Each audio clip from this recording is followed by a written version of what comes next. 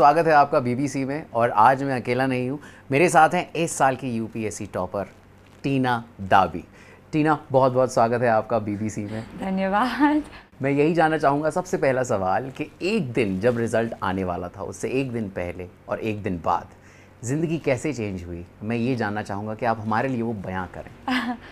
एक दिन पहले तो बहुत ही नर्वसनेस थी, दिमाग में बहुत डाउट्स आ रहे थे कि रिज़ल्ट कैसा रहेगा। कुछ नींद नहीं आ रही थी, कुछ खाया नहीं जा रहा था, दिमाग में बस यही चल रहा था रिज़ल्ट आने वाला है, रिज़ल्ट आने वाला है। और ये रिज़ल्ट इतना इम्पॉर्टेंट होता है कि लिटरली आपकी लाइफ डिटरमाइन कर देता है। तो दिमाग में इतनी नर्वसनेस, इतनी एंग्शियसनेस थी।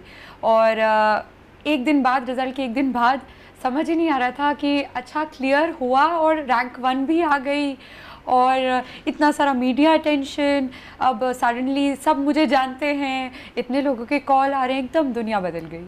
कितने कॉल्स आए आपको ये तो मैं नहीं पूछूंगा, पर कितने आपको सबसे जो फनी कॉल आया हो? जी सबसे फ़नी तो नहीं कहूँगी, बट थोड़ा डराने वाला कॉल था कि एक पेरेंट का कॉल था। वो कह रहे थे कि नहीं प्लीज़ मेरी डॉटर से बात कर लीजिए, उन्होंने 2 दिन से कुछ खाया नहीं है, उनकी एक ही डिमांड है कि बस आपसे बात करनी है, उसके बाद ही खाएंगे, उनकी लाइफ और डेथ का सवाल है।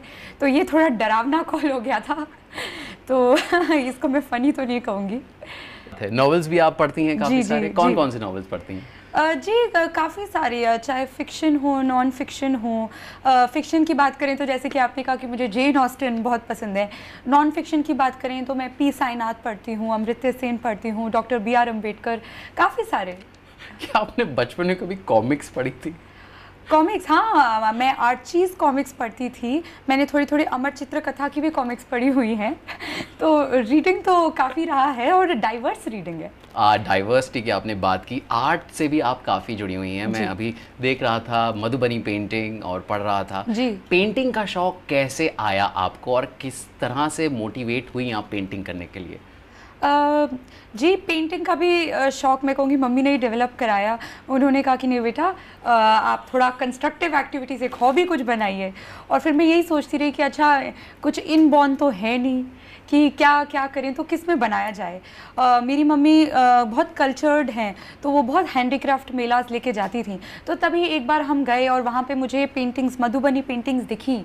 और मैंने देखा कि ये कुछ अलग है, इतना कलर है, इतने सारे कलर्स हैं, इतनी वाइब्रेंट है, इतनी आई कैचिंग है, एक अलग ही पैटर्न है। क्योंकि ये पेंटिंग्स नॉर्मल पेंटिंग्स की तरह नहीं होती, बहुत ही अलग टाइप की पेंटिंग्स हैं जिसमें नेचर डिपिक्टेड है, जियोमेट्रिक पैटर्न्स डिपिक्टेड हैं और बहुत इंट्रिकेट वर्क है, बहुत छोटी लाइनों का काम होता है इसमें। तो ये बहुत आकर्षित करती है आँखों को। और जब मैंने देखा तो मैंने सोचा कि अच्छा ये उतना टफ भी नहीं है कि मेरे को एग्जैक्ट बहुत ही बिल्कुल कुछ ट्रेनिंग लेके करना पड़ेगा। तो ये शायद कुछ है जो मैं एक विदाउट ट्रेनिंग भी कर पाऊंगी और ये बहुत सुंदर भी बनेंगी। तो उस प्रकार से एक इंटरेस्ट डेवलप हुआ और फिर बनाना शुरू किया। और किस तरह पढ़ाई करती थी आप? एग्जाम्स में वापस आऊँगा, आपने टॉप किया है, किस तरह की पढ़ाई दिनचर्या रहती थी आपकी? कितना घंटे पढ़ती थी आप, और या 24 घंटे किताबें में घुसी रहती थी या घूमती भी थी? जी, ऐसा तो बिल्कुल पॉसिबल नहीं है कि आप पूरे दिन ही पढ़ाई करें, क्योंकि आई थिंक वो थोड़ा अब नॉर्मल हो जाएगा। ह्यूमन ब्रेन की भी एक कैपेसिटी होती है, उसके आगे तो कोई भी नहीं कर सकता। पर जैसे कि आपने खुद बोला कि ये बहुत ही कठिन परीक्षा है और परीक्षा इतनी डिमांडिंग है, टाइम की बात करें, टाइम कंज्यूमिंग है। तो ऑफ कोर्स आपको काफ़ी सारा टाइम अपना पढ़ाई में डिवोट करना पड़ता है। बट इसका मतलब ये नहीं है कि आप 24 घंटे पढ़ाई ही करते हैं।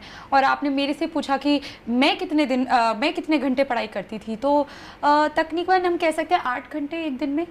पर इसी के साथ साथ अगर सही मायने में बहुत अच्छे से पढ़ाई करनी हो, मन लगा के पढ़ाई करनी हो, तो मुझे लगता है कि एक अच्छी स्लीप, एक अच्छी नींद होना भी बहुत महत्वपूर्ण है।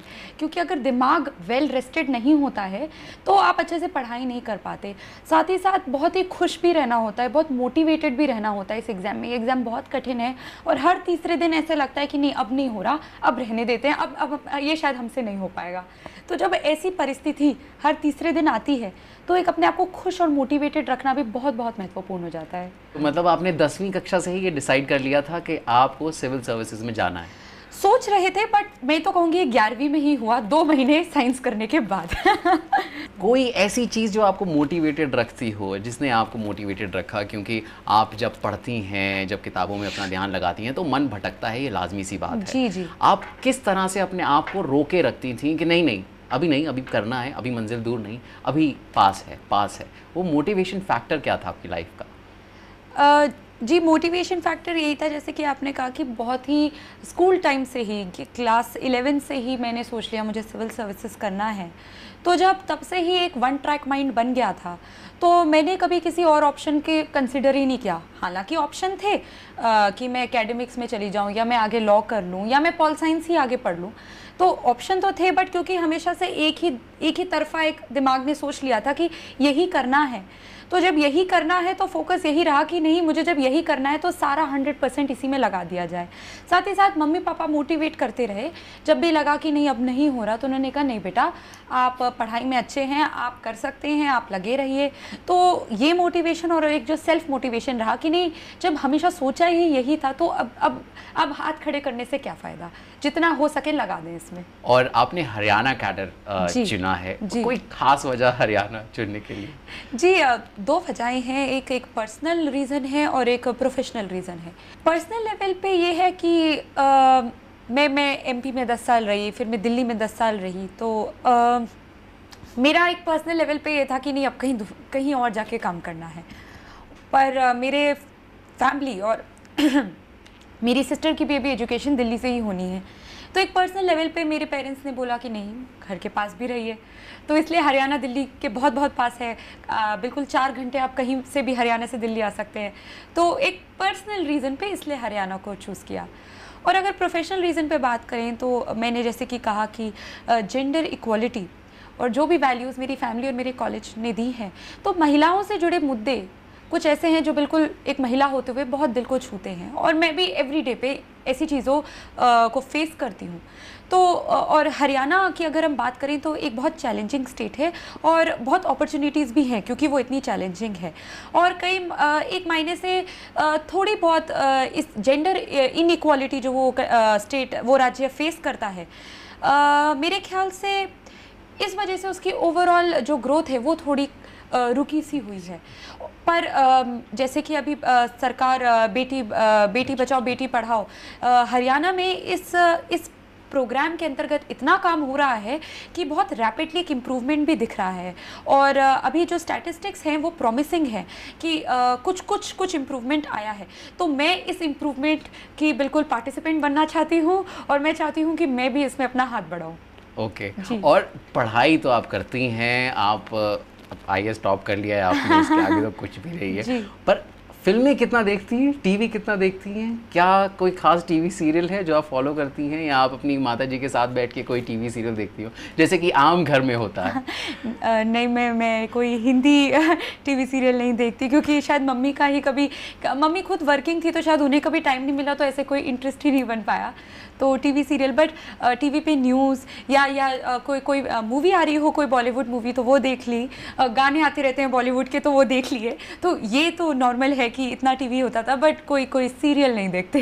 अब जो UPSC के लिए प्रिपेयर कर रहे हैं, जो एस्पिरेंट्स हैं, उनको आप क्या मोटिवेशन देना चाहेंगी? उनके लिए आपका क्या गुरु मंत्र होगा, क्या पीस ऑफ एडवाइस होगी? सबसे बड़ी एडवाइस तो यही देना चाहूँगी कि ये एग्ज़ाम इतनी कठिन है कि जैसे कि मैंने आपको पहले भी कहा, हर तीसरे दिन लगता है कि बस हमसे नहीं होना, हमसे नहीं होगा, छोड़ देते हैं, गिव अप करने की इतनी ज़्यादा फीलिंग आती है। तो उस टाइम भरोसा बनाए रखें खुद में और मोटिवेट रखें अपने आप को, चाहे आप अपने दोस्तों से बात करें, फैमिली से बात करें, रिश्तेदारों से बात करें, पर अपने आप को मोटिवेट रखें कि नहीं, इसमें सफलता बिल्कुल पाई जा सकती है। बस एक धैर्य बनाए रखें, पेशेंस रखें कि ये हो सकता है। और रही बात हार्डवर्क की, तो हार्डवर्क एक दिन वाला नहीं चाहिए, एक कंसिस्टेंट, एक डेली हार्डवर्क चाहिए। ये ऐसा नहीं है कि चलिए 2 दिन पढ़ लिया और तीसरे दिन चलो ठीक है हो गया, ये हर दिन का हार्डवर्क है। पर ये भी नहीं है कि आपको 24 घंटे पढ़ना है, एक कंसिस्टेंट, क्योंकि ये सबके लिए अलग होता है। कुछ लोगों का 5 घंटे में ही काफ़ी होता है, कुछ लोगों को 8 घंटे लगते हैं, कुछ लोगों को 10 घंटे लगते हैं। जो भी आपकी पेस ऑफ लर्निंग है उस हिसाब से एक डेली पढ़ाई करें, होप ना खोएं, पेशेंस रखें और ऑफ कोर्स एक रूटीन बनाना पड़ता है। ये एक दिन की बात नहीं होती, तो रूटीन के लिए डिसिप्लिन होना बहुत इंपॉर्टेंट है। बट मुझे लगता है कि क्योंकि कोई भी इस एग्ज़ाम के लिए बैठता है तो उसे खुद ही पता है कि एग्ज़ाम बहुत बड़ी है और बहुत कुछ सेक्रीफाइस करना पड़ता है, तो आई थिंक एक सेल्फ डिसिप्लिन खुद ही बन जाता है। तो वही उस सेल्फ डिसिप्लिन को बनाए रखें, हार्ड वर्क करते रहें और सबसे बड़ी बात होप ना खोएं, क्योंकि हर तीसरे दिन एक अकेलापन लगता है, तो उस दौरान मोटिवेट रखें अपने आप को। क्या बात है टीना, आपने BBC के लिए वक्त निकाला और हमसे बात की। मेरा प्लेजर है कि मैंने आपसे बात करी। Thank you Tina, thank you so much. धन्यवाद, धन्यवाद।